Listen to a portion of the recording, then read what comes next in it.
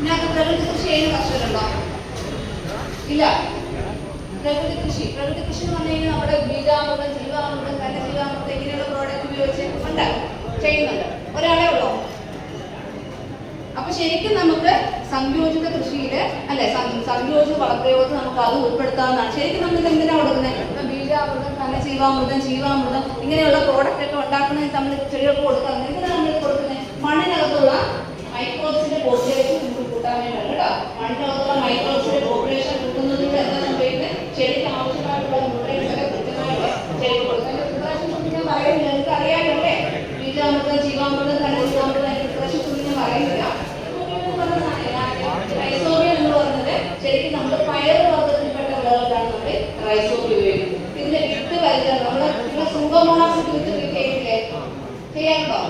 അതേപോലെ തന്നെ നിങ്ങൾക്ക് പയർ വർഗ്ഗത്തിൽപ്പെട്ട വിളകൾക്ക് നമ്മുടെ റൈസോബിയം വിത്ത് ട്രീറ്റ് ചെയ്യാൻ പറ്റും. ഇതെന്തിനാണ് നമ്മൾ ചെയ്യുന്നതെന്ന് അറിയാം.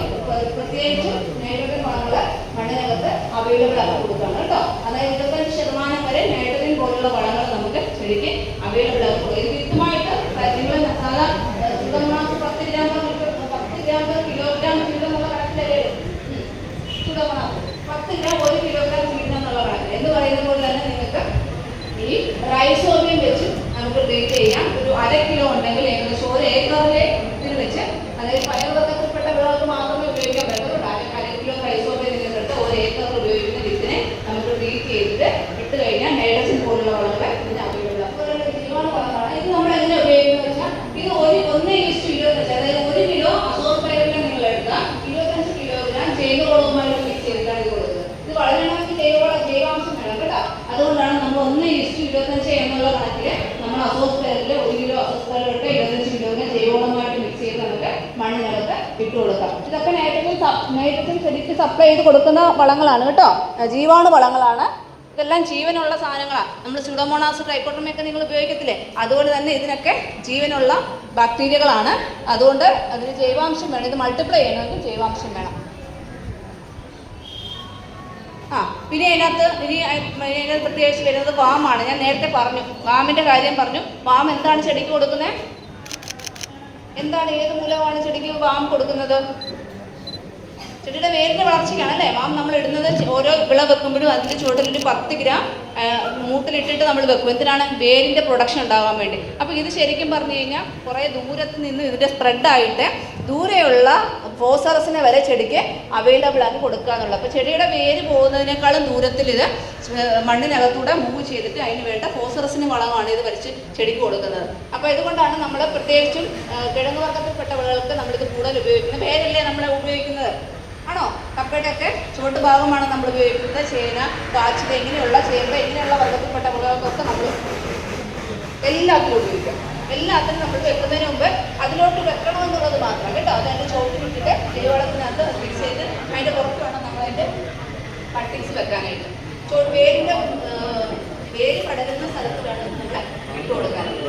അപ്പോൾ അവിടെ നിന്ന് ചെടിക്ക് വേണ്ട പോഷകം കിട്ടുന്നത്. അതിനകത്ത് പ്രധാനമായിട്ടും പൊട്ടാഷ്യം സോളിബിലൈസിംഗ് ബാക്ടീരിയ ഉണ്ട്. ഇത് കിഴങ്ങ് വർഗ്ഗത്തിന് മാത്രമല്ല കേട്ടോ, എല്ലാ വിളകൾക്കും നമുക്ക് കൊടുക്കാം. വേരിൻ്റെ വളർച്ചയാണ് നമ്മൾ പ്രധാനമായിട്ടും ഉദ്ദേശിക്കുന്നത്. വേര് വളരാൻ വേണ്ടിയിട്ടുള്ളതാണ്. അതുകൊണ്ട് പ്രധാനമായിട്ടും പറഞ്ഞത് ഞാൻ കിഴങ്ങ് വർഗ്ഗ വിളകൾക്ക് എന്നുള്ളതാണ് പറഞ്ഞത്. ഇനി പ്രധാനമായിട്ടും PGPR, പ്ലാന്റ് ഗ്രോത്ത് പ്രൊമോട്ടിംഗ് റൈസോബാക്ടീരിയ. നിങ്ങൾ കേട്ടിട്ടുണ്ടോ? കേട്ടിട്ടുണ്ടോ? ഇല്ല. പ്ലാന്റ് ഗ്രോത്ത് പ്രൊമോട്ടിംഗ് റൈസോബാക്ടീരിയ 2 തരത്തിലുണ്ട്. PGPR മിക്സ് 1 ഉണ്ട്, മിക്സ് 2 ഉണ്ട്. മിക്സ് 1 എന്ന് പറയുന്നത് വളമാണ് കേട്ടോ. മിക്സ് 1 എന്ന് പറഞ്ഞാൽ ചെടിക്ക് ആവശ്യമായിട്ടുള്ള വളങ്ങൾ സപ്ലൈ ചെയ്യുന്ന ജീവാണുവാണ്. മിക്സ് 2 എന്ന് പറയുന്നത് കീടനാശിനിയാണ് കേട്ടോ. മിക്സ് 2 എന്ന് പറയുന്നത് കീടനാശിനിയാണ്. നിങ്ങൾക്ക് വളം നേരത്തെ പറഞ്ഞതുപോലെ തന്നെ എങ്ങനെ ജൈവവളവുമായിട്ട് മിക്സ് ചെയ്ത് മണ്ണിനകത്ത് ഇട്ട് കൊടുക്കാം. 1:25, 1 കിലോ ഇതെടുത്തു കഴിഞ്ഞാൽ 25 കിലോ ജൈവവളവുമായിട്ട് മിക്സ് ചെയ്ത് നിങ്ങൾക്ക് പാടത്തിട്ട് കൊടുക്കാം. ഇനി നിങ്ങൾക്ക് ചെയ്യാൻ പറ്റുന്നത് PGPR മിക്സ് 2 എന്ന് പറയുന്നത് കീട നിയന്ത്രണത്തിന് വേണ്ടിയിട്ടാണ് നമ്മൾ ഉപയോഗിക്കുന്നതെന്നും അത് നിങ്ങൾക്ക് ചെയ്യാൻ പറ്റുന്ന സ്യൂഡോമോണാസ് നിങ്ങൾ ചെയ്യത്തില്ലേ വിത്ത്, അതുപോലെ തന്നെ വിത്തുമായിട്ട് ട്രീറ്റ് ചെയ്യാം. ചെടി പറിച്ചെടുത്തിട്ട് വേര് മുക്കിയിട്ട് നമുക്ക് ചെയ്യാം. അതുപോലെ തന്നെ പിന്നെന്താ ഫോളിയറായിട്ടും നമുക്ക് കൊടുക്കാനായിട്ട് പറ്റും. അപ്പോൾ ഇതൊക്കെ ശരിക്കും പറഞ്ഞാൽ രോഗകീടങ്ങളെ അകറ്റി നിർത്തി ഇതെല്ലാം മൈക്രോബിയലാണ് കേട്ടോ. ഇതെല്ലാം ജീവാണുക്കളാണ്. ഇതൊക്കെ കൊടുക്കുന്നത് ചെടിക്ക് ആരോഗ്യ ഹെൽത്ത്, കൂടുതൽ രോഗകീടങ്ങളൊന്നും ആക്രമിക്കാതിരിക്കാനുള്ള റെസിസ്റ്റൻസ് ആണ് ഇത് കൊടുക്കുന്നത്. അപ്പം മിക്സ് 1 നിങ്ങൾക്ക് എങ്ങനെ ഇട്ടെടുക്കാം? ചോട്ടിലെ ജൈവവളത്തിന്റെ കൂടെ 1:25 എന്നുള്ള കണക്കിൽ നിങ്ങൾക്ക് മണ്ണിനകത്ത് ഇട്ട് കൊടുക്കുക. ബാക്കിയുള്ളത് മിക്സ് 2 എന്ന് പറയുന്നത് നിങ്ങൾക്ക് വിത്തുമായിട്ട് ചെയ്യാം, ചെടിയുടെ വേരുമായിട്ട് ചെയ്യാം, അതുപോലെ തന്നെ ഇലയിൽ തളിച്ചു കൊടുക്കാം. 15 ദിവസം ഗ്യാപ്പിൽ നമുക്ക് ഇത് കൊടുക്കാം. ഇതെല്ലാം ശരിക്കും പറഞ്ഞാൽ ചെടിയുടെ വിളവ് കൂട്ടുന്ന കാര്യങ്ങളാണ് കേട്ടോ. ഏതാ 20 ഗ്രാം പെർ ലിറ്റർ.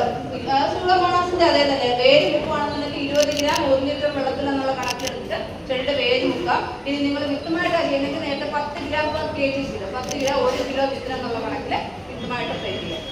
കോളിയർ ആണെങ്കിൽ 20 ഗ്രാം പെർ ലിറ്റർ കേട്ടോ. 20 ഗ്രാം 1 ലിറ്റർ വെള്ളത്തിൽ കലക്കി കൊടുക്കാം. അപ്പൊ ഇത്രയേ ഉള്ളൂ.